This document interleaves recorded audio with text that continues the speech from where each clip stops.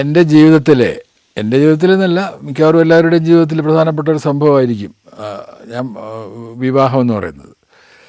അപ്പോൾ എൻ്റെ ജീവിതത്തിലെ വളരെ പ്രധാനപ്പെട്ട സംഭവ ബഹുലമായ ഒരു കാലഘട്ടമാണ് ഈ വിവാഹം എന്ന് പറയുന്നത്. അതായത് 1975 ജൂൺ 21 എൻ്റെ എൻഗേജ്മെൻറ്റ് നടക്കുന്നത്. എൻഗേജ്മെൻറ്റ് കഴിഞ്ഞ് വീട്ടിലെത്തിയപ്പോൾ ആദ്യം കേൾക്കുന്നത് എമർജൻസി ഡിക്ലെയർ ചെയ്തിരിക്കുന്നു എന്നാണ്. എൻഗേജ്മെൻറ്റ് കഴിഞ്ഞ് അന്ന് തന്നെ ആഭ്യന്തര emergency, internal emergency India government പ്രഖ്യാപിച്ചു. പിന്നെ വളരെ പ്രയാസപ്പെട്ട ദിവസങ്ങളായിരുന്നു എല്ലാം. നമ്മൾ കേൾക്കുന്ന വാർത്തകളൊന്നും സുഖകരമായ വാർത്തകളല്ലായിരുന്നു. ഒരുപാട് പേരെ അറസ്റ്റ് ചെയ്തു, പ്രതിപക്ഷ നേതാക്കൾ ഒരുപാട് പേരെ ജയിലിലാക്കി. അങ്ങനെ ഗവൺമെൻറ്റിനെതിരെ പറയുന്നവരെയൊക്കെ അറസ്റ്റ് ചെയ്യുക, ജയിലിലാക്കുക, അങ്ങനെയായിരുന്നു. ആ സമയത്ത് എമർജൻസിക്കെതിരായിട്ട് ഞങ്ങളൊരു നാടകം കളിച്ചു. അതിൻ്റെ പേര് വേലയുടെ പാട്ടുകാർ എന്നായിരുന്നു. എമർജൻസി കാലത്ത് എമർജൻസിക്കെതിരായിട്ടൊരു നാടകം കളിക്കുക എന്ന് പറഞ്ഞാൽ അകത്താവും എന്നുള്ള കാര്യം ഉറപ്പാണ്. പക്ഷെ എന്തുകൊണ്ട് നമ്മൾ അകത്തായില്ല എന്ന് ചോദിച്ചാൽ, ശരിക്കും സ്വല്പം ദുരൂഹതയുള്ള നാടകമായിരുന്നു.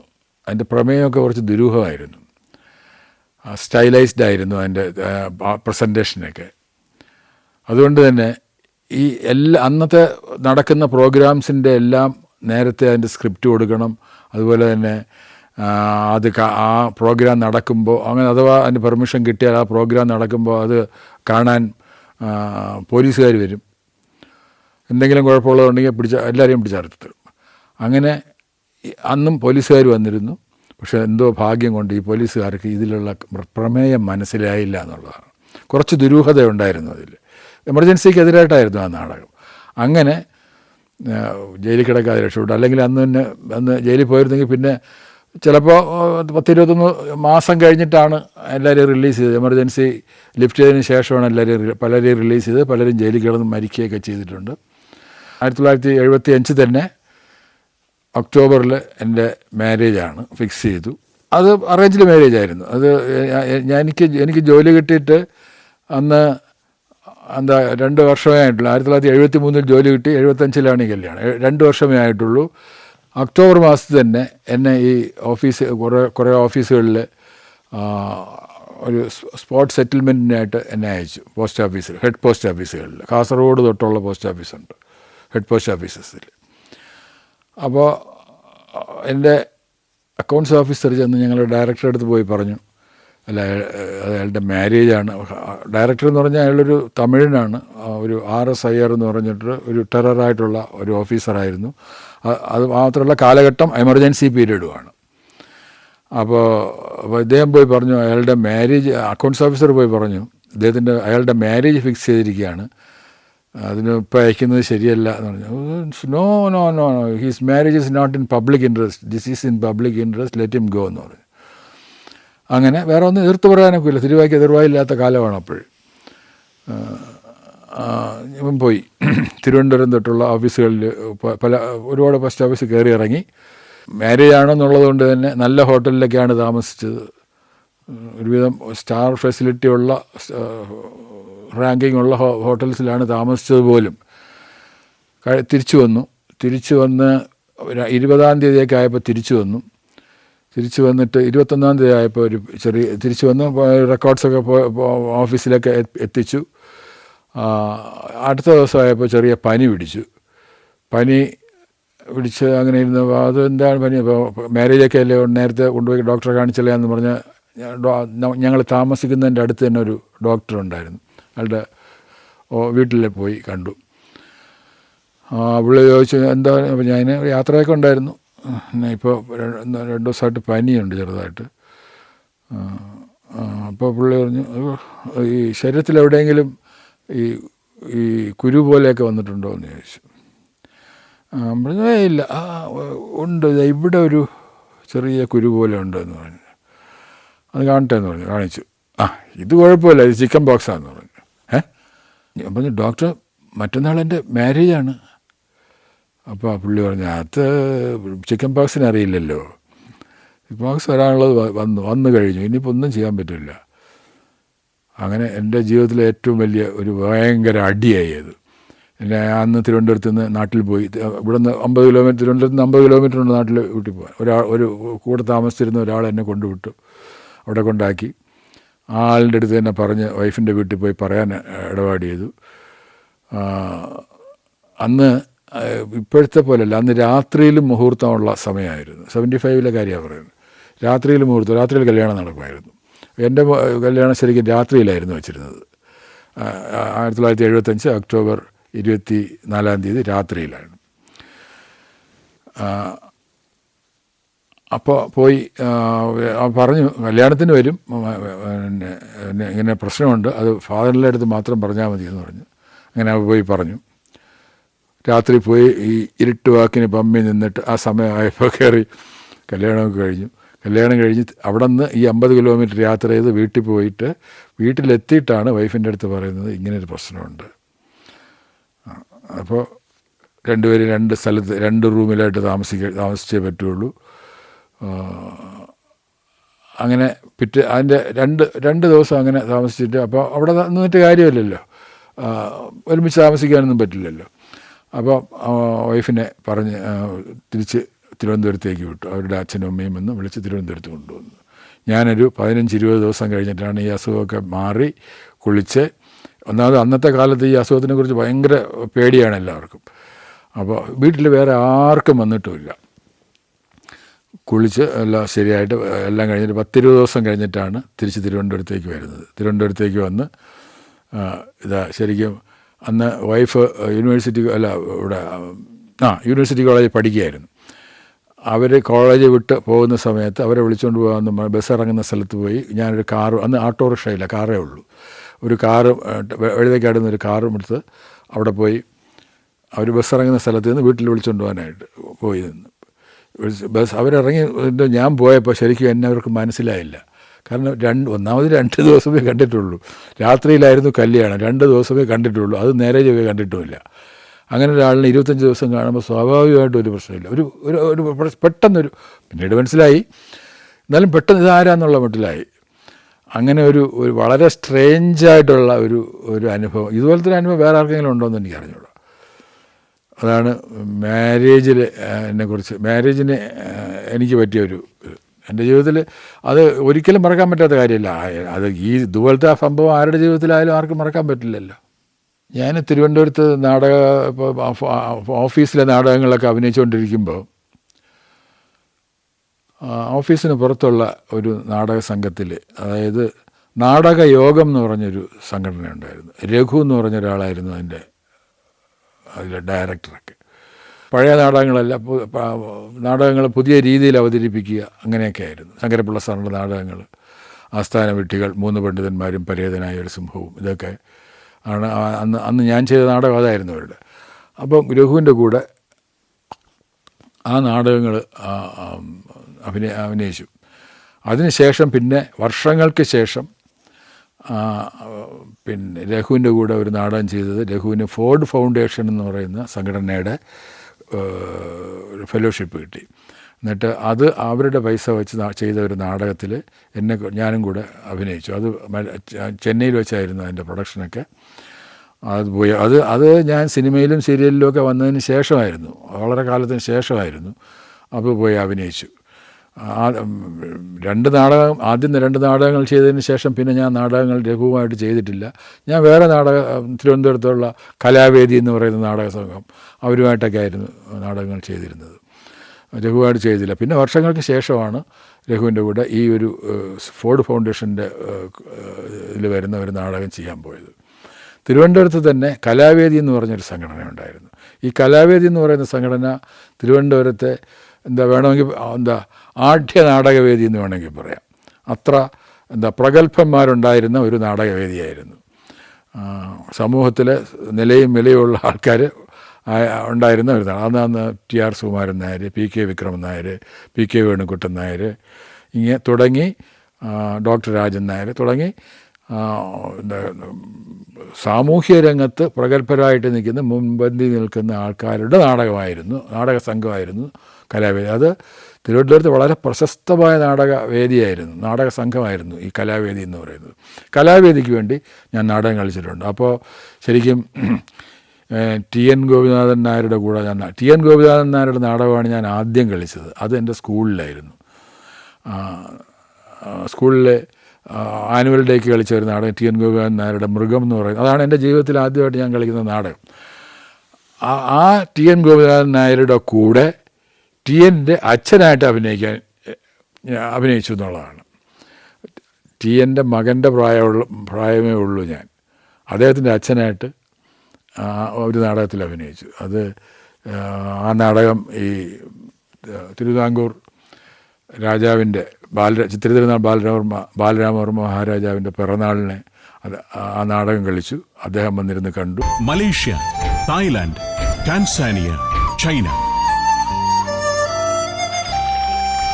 സഞ്ചാരം വോളിയം നമ്പർ 12. ഫുൾ HD-യിലുള്ള ഈ അപൂർവ ദൃശ്യയാത്രാ വിവരണ ശേഖരം സ്വന്തമാക്കാൻ 99554422 എന്ന നമ്പറിലേക്ക് സഞ്ചാരം എന്ന് SMS ചെയ്യൂ. പിന്നീട് കുറേ നാടകങ്ങൾ കലാവേദിക്ക് വേണ്ടി സി എൻ ശേഖരൻ നായരുടെ നാടകങ്ങൾ തന്നെ ചെയ്തു. പിന്നെ അവരുടെ കുറേ പ്രഹസനങ്ങൾ ചെയ്തു. അങ്ങനെ കലാവേദിയുമായിട്ട് ഒരു നല്ല ബന്ധമുണ്ടായിരുന്നു. ഈ TR സുകുമാരൻ നായർ സാറിൻ്റെയൊക്കെ അഭിനയം എന്ന് പറഞ്ഞാൽ അതൊരു ഒരു ഒരു റെഫറൻസ് ബുക്കാണ്. നമ്മൾ അദ്ദേഹത്തിൻ്റെ റീഹേഴ്സലിലും അല്ലെങ്കിൽ പെർഫോമൻസും കാണുന്നത് തന്നെ നമുക്കൊരു അതൊരു യൂണിവേഴ്സിറ്റിയാണ്, ഒരു പഠന കേന്ദ്രമാണത്. അത്ര എന്താ മെത്തോഡിക്കലായിട്ടാണ് അദ്ദേഹത്തിൻ്റെ അഭിനയ രീതിയും അദ്ദേഹത്തിൻ്റെ പെർഫോമൻസും ഒക്കെ. അതുപോലെ തന്നെ ഞാൻ പറഞ്ഞ ടി എൻ ഗോപിനാഥൻ നായർ, പിന്നെ PK വിക്രമൻ നായർ, PK വിക്രമൻ നായരുടെ കൂടെ ഞാൻ പറഞ്ഞില്ല, PK വേണുകുട്ടൻ നായർ, അദ്ദേഹത്തിൻ്റെ അനിയനാണ് PK വേണുകുട്ടൻ നായർ. അദ്ദേഹത്തിൻ്റെ കൂടെ അഭിനയിക്കാൻ സാധിച്ചു. പിന്നെ അതുപോലെ തന്നെ വായനശാല എന്ന് പറയുന്ന ഒരു നാടക സംഘം, ചിത്തിര തിരുനാൾ ഗ്രന്ഥശാല എന്ന് പറയുന്ന ഒരു ഗ്രന്ഥശാല വഞ്ചിയൂരുണ്ട്. ചിത്തിരനാൾ മഹാരാജാവിൻ്റെ പേരിലാണ്. അവരുടെ എല്ലാ വർഷവും അവർ നാടകം കളിക്കും. അവരുടെ നാടകങ്ങളിൽ പങ്കെടുക്കാൻ സാധിച്ചിട്ടുണ്ട്. അങ്ങനെ തിരുവനന്തപുരത്തെ മിക്കവാറും എല്ലാ നാടക സംഘങ്ങളും എക്സെപ്റ്റ് കാവാലത്തിൻ്റെ നാടക സംഘത്തിൽ ഞാൻ വർക്ക് ചെയ്തിട്ടില്ല. നെടുമുടി വേണുവും ഭരത് ഗോപിയൊക്കെ കാവാലത്തിൻ്റെ നാടക സംഘത്തിലായിരുന്നു. ഞങ്ങൾ നരേന്ദ്രപ്രസാദും ഞങ്ങൾ മുരളിയും ഞാനും കൈതപ്രവും ഞങ്ങളൊക്കെ ഒരു നാട്യഗൃഹം എന്ന് പറയുന്ന നാടക സംഘത്തിലായിരുന്നു. അപ്പോൾ തിരുവനന്തപുരത്തെ മിക്കവാറും മറ്റെല്ലാ സംഘടനകളുമായും എനിക്ക് ബന്ധമുണ്ട്. പിന്നെ അന്ന് അക്കാലത്ത് യൂണിവേഴ്സിറ്റി കോളേജിൽ ഒരു നല്ല നാടക സംഘം ഉണ്ടായിരുന്നു. യൂണിവേഴ്സിറ്റി കോളേജിൽ ഇപ്പോൾ ഡോക്ടർ ജനാർദ്ദനൻ എന്നറിയപ്പെടുന്ന ഒരു സംവിധായകൻ TV സീരിയൽ ചെയ്തിട്ടുണ്ട്, അദ്ദേഹം സിനിമയും ചെയ്തിട്ടുണ്ട്. മഹാസമുദ്രം എന്ന് പറയുന്ന സിനിമയൊക്കെ ചെയ്ത മോഹൻലാലിനെ വെച്ച് ആ സിനിമയൊക്കെ ചെയ്ത ജനാർദ്ദനൻ അവിടെ പഠിക്കുന്ന കാലത്ത് കുട്ടികളുടെ നാടകം, അവരുടെ നാടകം ഉണ്ടായിരുന്നു. കളിക്കൂട്ടം എന്ന് പറയുന്നൊരു നാടക സംഘം ഉണ്ടായിരുന്നു. ആ നാടകത്തിലും ഞാൻ പോയി നാടകം ചെയ്തിട്ടുണ്ട്. അതിൽ അഭിനയിച്ച മുതിർന്ന ആളായിട്ട് ആദ്യം അഭിനയിക്കുന്നത് ഞാനാണ്. അവരുടെ കുട്ടികൾ ബാക്കി എല്ലാം കുട്ടികളാണ്, മുതിർന്ന ആളായിട്ട് ഞാനായിട്ട് എനിക്കന്ന് ഞാൻ വർക്ക് ചെയ്യുന്ന സമയത്താണ് പോയി അഭിനയിച്ചിട്ടുണ്ട്. അങ്ങനെ തിരുവനന്തപുരത്ത് മിക്കവാറും എല്ലാ നാടക സംഘങ്ങളുമായിട്ടും അഭേദ്യമായിട്ടുള്ള ബന്ധമുണ്ടായിരുന്നു, വളരെ കാലത്തെ ബന്ധമുണ്ടായിരുന്നു. അങ്ങനെ നാടകങ്ങളൊക്കെ ചെയ്ത് സുഖമായിട്ട് കഴിയുന്ന കാലത്താണ് ഈ TV-യുടെ കടന്നുവരവ്. 1985 കാലത്തൊക്കെയാണ് മലയാളത്തിലോട്ട് ടെലിവിഷൻ ഇത് കടന്നു വരുന്നത്. ആദ്യം അത് ദൂരദർശൻ മാത്രമേ ഉണ്ടായിരുന്നുള്ളൂ. ആദ്യം അത് ന്യൂസ് മാത്രമേ ഉണ്ടായിരുന്നുള്ളൂ. ന്യൂസിന് മാത്രം കേരളത്തിൽ വരും, മലയാളത്തിൽ വരും. അത് കഴിഞ്ഞിട്ട് തിരിച്ച് ഡൽഹിയിലേക്ക് പോകും. അങ്ങനെ ഒരു കുറച്ച് കാലം ഉണ്ടായിരുന്നു. അത് 86 ഒക്കെ ആയപ്പോഴത്തേക്കും ഇവിടെ തിരുവനന്തപുരം ദൂരദർശൻ മലയാളം പ്രോഗ്രാംസ് ചെയ്യാൻ തുടങ്ങി, അവരുടെ ഇൻഹൗസ് പ്രൊഡക്ഷൻസ് ചെയ്യാൻ തുടങ്ങി. അപ്പോൾ അങ്ങനെ തുടങ്ങി. അതിലാദ്യം ഓഡീഷനൊക്കെ ഉണ്ടായിരുന്നു. ഞാൻ അപ്പോൾ ഓഡീഷനൊക്കെ പോയി. ആദ്യം തന്നെ കിട്ടി, നമുക്ക് നാടകമായിട്ടുള്ള ഒരു ബന്ധവും ഒക്കെ വെച്ച് കിട്ടി, സെലക്ഷൻ കിട്ടി. അപ്പോൾ അങ്ങനെ ആദ്യം ഞാൻ TV-യിൽ ചെയ്യുന്നത് കുഞ്ഞയ്യപ്പൻ എന്ന് പറഞ്ഞൊരു സ്കിറ്റാണ്. അത് രാജു നായർ എന്ന് പറയുന്ന ഒരു കാർട്ടൂണിസ്റ്റിൻ്റെ കാർട്ടൂണാണത്. കാർട്ടൂണിനെ ബേസ് ചെയ്തിട്ട് ഉണ്ടാക്കിയ സ്ക്രിപ്റ്റാണ്. അത് ദൂരദർശനിൽ അവർ ദൂരദർശൻ സ്റ്റാഫ് തന്നെയാണ് അത് ചെയ്യുന്നത്, പുറത്തുനിന്നുള്ള ആൾക്കാരല്ല. അവിടെയുള്ള എക്സിക്യൂട്ടീവ്സ്, പ്രൊഡക്ഷൻ എക്സിക്യൂട്ടീവ്സാണ് ചെയ്യുന്നത്. ഈ കുഞ്ഞയ്യപ്പൻ എന്ന് പറയുന്നത് ഒരു പാവം തെങ്ങേറ്റക്കാരൻ, ഒരു സാധാരണ മനുഷ്യൻ. അയാൾക്കൊരു 10 സെൻറ്റ് സ്ഥലവും അയാളൊരു കൂരയും ഉണ്ട്. ഈ 10 സെൻറ്റ് സ്ഥലത്ത് ഒരു 10-20 മൂട് തെങ്ങുണ്ട്. ഈ തേങ്ങ വെട്ടുന്ന തെങ്ങിൽ ഒരു 10-15 ദിവസത്തിനകത്ത് കഴിഞ്ഞിട്ട് അടുത്ത് വെട്ടാൻ കൊള്ളല്ലോ. അപ്പോൾ ആദ്യത്തെ 10 ദിവസം, തേങ്ങ ഇടുന്ന ആദ്യത്തെ 10 ദിവസം ഇയാൾ വലിയ മുതലാളിയായിട്ട് നടക്കും. രണ്ടാമത്തെ 10 ദിവസം സാധാരണക്കാരനായിട്ട് നടക്കും. മൂന്നാമത്തെ 10 ദിവസം തെണ്ടിയായിട്ട് നടക്കും. അങ്ങനൊരു ക്യാരക്ടർ, അതാണ് ഈ കുഞ്ഞയ്യപ്പൻ എന്ന് പറയുന്ന ക്യാരക്ടർ. അത് ഈ പറഞ്ഞ രാജു നായരുടെ ഒരു കാർട്ടൂണിനെ ബേസ് ചെയ്തുണ്ടാക്കിയ കഥാപാത്രം, ഒരു സ്കിറ്റാണ്. ദൂരദർശൻ ചെയ്തതാണ്. ദൂരദർശൻ്റെ അന്നത്തെ ഇൻഹൗസ് പ്രൊഡക്ഷൻസിൽ പെട്ട ഒരു സ്കിറ്റാണ്. അതിൽ കുഞ്ഞയ്യപ്പനായിട്ട് ആ ടൈറ്റിൽ റോളിലാണ് ഞാൻ ചെയ്തത്. അത് എല്ലാവർക്കും ഇഷ്ടമായിട്ടുള്ള ഒരു സ്കിറ്റായിരുന്നു കുഞ്ഞയ്യപ്പൻ എന്ന് പറയുന്ന സ്കിറ്റ്. അതിനുശേഷം പിന്നെ എനിക്ക് തോന്നുന്നു ഇത് ടി വിയിൽ വന്ന എല്ലാ വിപ്ലവത്തിൻ്റെയും തുടക്കം അതുപോലെയുള്ള 1-2 സ്കിറ്റുകളായിരുന്നു. അതിനുശേഷം പിന്നെ സീരിയൽസ് തുടങ്ങി. 13 ആദ്യം 6 എപ്പിസോഡായിരുന്നു, പിന്നെ 13 എപ്പിസോഡായി. 13 എപ്പിസോഡ് സീരിയലിൽ ഞാൻ ആദ്യം ചെയ്തത് മണ്ടൻ കുഞ്ചു എന്ന് പറയുന്ന സീരിയലായിരുന്നു. അതിൽ നെടുമുടി വേണു ഉണ്ടായിരുന്നു, കവിയൂർ പൊന്നമ്മ ഉണ്ടായിരുന്നു. അവരാണ് അതിലെ മുത്തശ്ശനും മുത്തശ്ശിയുമായിട്ട്. ഞാനതിൽ കാര്യസ്ഥനായിട്ടാണ്. അതിൽ ഈ മണ്ടൻ കുഞ്ഞു എന്ന് പറയുന്ന ടൈറ്റിൽ റോൾ ഒരു പയ്യനാണ്, ഒരു 10 വയസ്സുള്ള ഒരു പയ്യനാണ്. അപ്പോൾ അതൊരു ഒരു ഒരു ക്ലാസിക്കായിട്ടുള്ള ഒരു ടെലിവിഷൻ പരമ്പരയായിരുന്നു. 13 എപ്പിസോഡുള്ള മണ്ടൻ കുഞ്ചു എന്ന് പറയുന്ന അതൊരു അന്നത്തെ എല്ലാവരുടെയും ചർച്ചാ വിഷയമായ ഒന്നാമത് നെടുമുടി വേണുവും കവിയൂർ പൊന്നമ്മയൊക്കെ ഉണ്ട്. പിന്നെ അത് ചെയ്ത രീതിയും നല്ലതായിരുന്നു. ഒരു പയ്യനായിരുന്നു ഹീറോ. അപ്പോൾ എൻ്റെ ശരിക്കും ടെലിവിഷൻ രംഗത്തേക്കുള്ള തുടക്കം കുഞ്ഞയ്യപ്പൻ ആയിരുന്നെങ്കിലും മണ്ടൻ കുഞ്ചുവാണ് ഒരു സീരിയലിൻ്റെ ഒരു മേഖലയിലേക്ക് നമ്മൾ കടന്നു വരുന്നത്. അതിലൂടെയാണ്. രസമായിട്ടൊന്നുള്ളത് എന്താണെന്ന് വെച്ചാൽ, എന്നെ ഈ ഇടയ്ക്ക് ഒരാൾ കാണാൻ വന്നിരുന്നു. കാണാൻ വന്നിട്ട് അയാൾ എന്നെ മനസ്സിലായോ എന്ന് ചോദിച്ചു. ഞാൻ പറഞ്ഞു ഇല്ല, സോറി, പിടികിട്ടുന്നില്ല. മണ്ടൻ കുഞ്ചു ഓർമ്മയുണ്ടോ എന്ന് ചോദിച്ചു. ഞാൻ പറഞ്ഞു ഉണ്ട്, ഓർമ്മയുണ്ട്. മണ്ടൻ കുഞ്ചു ഇല്ല, എൻ്റെ ആദ്യത്തെ സീരിയൽ. അതിൽ മണ്ടൻ കുഞ്ചുമായിട്ട് അഭിനയിച്ചത് ഞാനാണെന്ന്. അപ്പോൾ അയാൾ വളർന്ന് വലുതായി, അയാൾ പഠിച്ച്, അയാൾ എഞ്ചിനീയറിംഗ് കോളേജിലെ പ്രൊഫസറായിരുന്നു. എൻ്റെ അടുത്ത് വന്നപ്പോൾ എഞ്ചിനീയറിംഗ് കോളേജിലെ പ്രൊഫസറായിരുന്നു. അപ്പോൾ ഇത്രയും വർഷം ഈ രംഗത്ത് കൂടെ നിൽക്കാൻ സാധിച്ചു എന്നുള്ളത് വലിയ കാര്യമാണ്. അങ്ങനെ നാടകങ്ങളുമൊക്കെ ചെയ്ത്, ചെറുതായിട്ട് ടെലിവിഷനിൽ സീരിയലുമൊക്കെ ചെയ്ത്, ടെലിഫിലിംസുമൊക്കെ ചെയ്ത് അങ്ങനെ ഇരിക്കുമ്പോഴാണ് അടൂർ ഗോപാലകൃഷ്ണൻ സാറ് മതിലുകൾ എന്ന് പറയുന്ന സിനിമ എടുക്കുന്നത്. മതിലുകൾ എല്ലാവർക്കും അറിയാവുന്ന പോലെ അത് വൈക്കം മുഹമ്മദ് ബഷീറിൻ്റെ കഥയാണ്. ബഷീറിനെ ജയിലിൽ പിടിച്ചുകൊണ്ടിട്ടിരിക്കുന്ന, ജയിലിൽ ആണ് കഥ നടക്കുന്നത്. അപ്പോൾ സ്വാഭാവികമായിട്ടും ജയിലിൽ നടക്കുന്ന കഥയിൽ ജയിൽ പുള്ളികളും ജയിൽ ഉദ്യോഗസ്ഥന്മാർ, ജയിൽ വാർഡന്മാരും ആയിരിക്കും ഉള്ളത്. അപ്പോൾ ഒരുപാട് വാർഡന്മാരെക്കാളും കൂടുതൽ ജയിൽ പുള്ളികളും ആവശ്യമുള്ളതാണ്. അപ്പോൾ അതിന് കുറേ ആൾക്കാരെ വേണം, ജയിൽ പുള്ളികളായിട്ട് അഭിനയിക്കാൻ കുറേ ആൾക്കാരെ വേണം. സ്വാഭാവികമായിട്ടും അടൂർ സാറ് തിരുവനന്തപുരത്തെ പ്രധാനപ്പെട്ട നാടക സംഘങ്ങളിലെ ആൾക്കാരെ അതിൽ ഉൾക്കൊള്ളിക്കാൻ ശ്രമിച്ചു.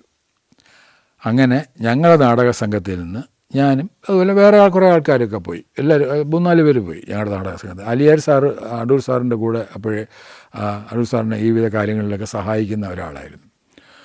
അപ്പോൾ അലിയാർ സാർ ഞങ്ങളുടെ നാടക സംഘത്തിൻ്റെ ആളാണ്. അപ്പോൾ ഞങ്ങളുടെ നാടകത്തിലൊക്കെ നിന്ന് 3-4 പേര് പോയിരുന്നു. അപ്പോൾ എനിക്കും അതിലൊരു വേഷം, ചെറിയ വേഷം, അതിലുള്ളതിൽ ചെറിയൊരു വേഷമാണ്, വലിയ വേഷമേ അല്ല, ഊരും പേരും ഇല്ലാത്തൊരു കഥാപാത്രമാണ്. അതായത് ഈ ജയിലിനകത്ത് ആൺ ജയിലും പെൺ ജയിലും ഉണ്ട്. ഈ ആൺ ജയിലിനും പെൺ ജയിലിനും ഇടയ്ക്ക് ഒരു മതിലുണ്ട്.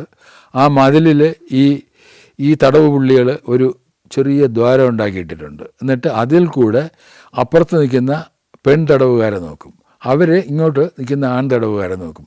ഇവർ പരസ്പരം ഇതിൽ കൂടെ സംസാരിക്കും. ഇത് കണ്ടുകൊണ്ട് അവിടുത്തെ ഒരു മൊശടം വാർഡനുണ്ട്. കുശാണ്ടം വാർഡൻ എന്നാണ് അയാളുടെ പേര് തന്നെ. അയാൾ അന്ന് ഇത് കണ്ടിട്ട് ആ ദ്വാരം അടയ്ക്കുന്നു.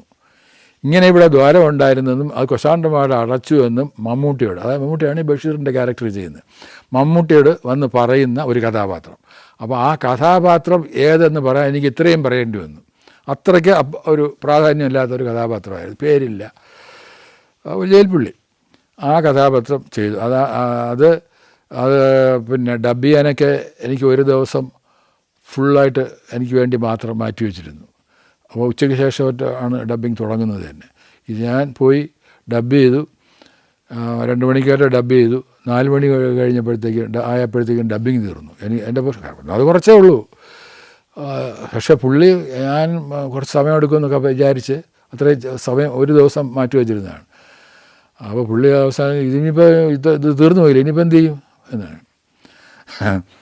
അങ്ങനെ ആ മതിലുകളിൽ നിന്നാണ് വിധേയൻ എന്ന് പറയുന്ന സിനിമയിൽ, മതിലുകൾ 1989 വിധേയൻ 1993, 4 വർഷം കഴിഞ്ഞിട്ടാണ്. അതിനുശേഷം പിന്നെയും ഞാൻ കുറേ നാടകങ്ങൾ ചെയ്തു, ടെലിവിഷനിൽ വർക്ക് ചെയ്തു. അത് കഴിഞ്ഞിട്ടാണ്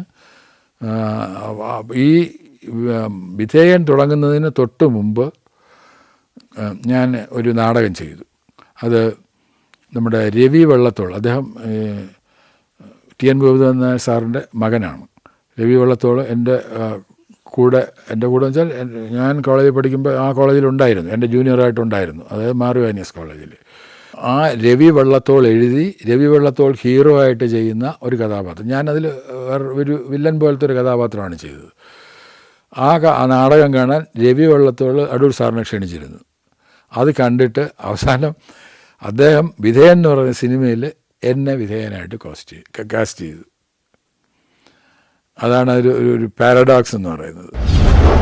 അങ്ങനെ കല്യാണമൊക്കെ ഫിക്സ് ചെയ്ത് വെച്ചിരിക്കുകയാണ്.